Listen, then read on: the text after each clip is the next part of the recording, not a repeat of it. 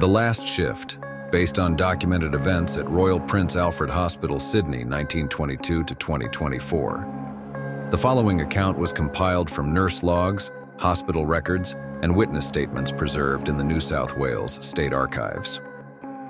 Sarah Martinez checked her watch as she entered Royal Prince Alfred Hospital's Heritage Wing in Camperdown, Sydney. The sandstone building, with its Victorian architecture and Gothic revival touches, loomed against the summer night sky. Built in 1882, it had survived 2 world wars, the Spanish flu and countless Sydney storms. Tonight, the air felt heavy with more than just February humidity. At the nurse's station, her colleague Jenny was finishing her shift. "You're not going to believe this," Jenny said, but 3 different patients in Ward E claimed they saw Dr. Wei today. Dr. Wei? Yeah, some registrar mentioned he was a real doctor here in the 1920s. There's a portrait of him in the hospital museum, bit of a local legend, apparently disappeared during his night shift in 1922. They found his coat in room 412, but never found him. Sarah Googled the name on her phone. An old Sydney Morning Herald article appeared. Mystery at RPA. Renowned chief of medicine vanishes. The sepia photograph showed a tall Asian man in a Victorian doctor's coat, standing proudly in front of the hospital's original entrance on Missenden Road. By 1 a.m., the Heritage Wing had settled into its usual rhythm. The distant sounds of King Street traffic mixed with the hum of medical equipment. Through her office window, Sarah could see the modern hospital towers reflecting the Sydney skyline. The first incident occurred at 1:47 a.m. Mrs. Chen in 412, a room that had somehow maintained its original number through a century of renovations, pressed her call button. "The doctor just finished his rounds," Mrs. Chen said, her eyes bright. "Proper gentleman he was. Said he treated my grandmother here in 1922, even knew about her secret surgery that wasn't in the records. Isn't that remarkable?" Sarah checked the duty roster on her tablet. No doctors were scheduled for night rounds. By 2:30 a.m., similar reports came from other patients. Room 415, Mr. Johnson from Newtown. "The Asian doctor in the old-fashioned coat knew about my family's history here. Said my great-grandfather was his patient." Room 418, Ms. Rodriguez, visiting from Melbourne. "He spoke Cantonese to me. Knew my family ran a shop in Dixon Street in the 1920s. Nobody knows that history." The hospital archives folder on her computer contained more pieces of the puzzle. Dr. Marcus Wei had pioneered unusual treatments at RPA, experimenting with traditional Chinese medicine and what he called temporal healing.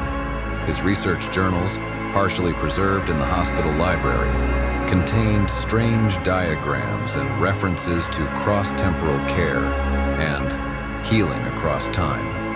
At 2:57 a.m., the Heritage Wing's modern systems began acting strangely. The electronic monitors flickered. Security cameras showed interference. Through the static, Sarah watched a tall figure in period medical dress moving between rooms. The building's new LED lights dimmed, replaced by an amber glow reminiscent of gas lamps. The modern linoleum floor revealed glimpses of original tessellated tiles underneath, the air filled with the smell of ether and medicinal herbs.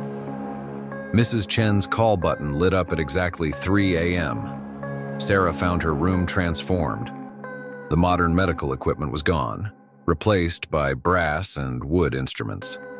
Mrs. Chen sat upright, looking somehow younger. "Dr. Wei says it's time for my transfer to the 1922 ward. He says some of us have been displaced in time, living in the wrong era. He's helping us find our way home." The door slammed shut. When Sarah finally opened it, the room had returned to normal, but Mrs. Chen was gone.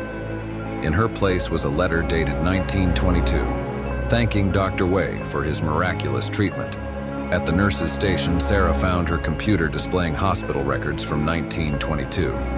A new entry was writing itself in real time. Patient transferred successfully. Nurse Martinez shows remarkable temporal sensitivity, likely due to her family connection. Note, her great-grandmother, Nurse Mary Martinez, was instrumental in our temporal care program. Recommend recruitment. Dr. Marcus Way, Department of Temporal Medicine, 1922. Below the entry was a photograph Sarah had never seen. Her great-grandmother standing alongside Dr. Way in front of room 412. They were both wearing the same style of medical coat. Her phone lit up with a message. Healthcare in Australia reaches across time, Nurse Martinez. Your great-grandmother helped build this program. The Heritage Wing needs new temporal care specialists. Your residency begins in 1922. Sarah felt a cold hand on her shoulder. In the window's reflection, she saw Dr. Way standing behind her, offering a coat identical to his own. Her name was already embroidered on it.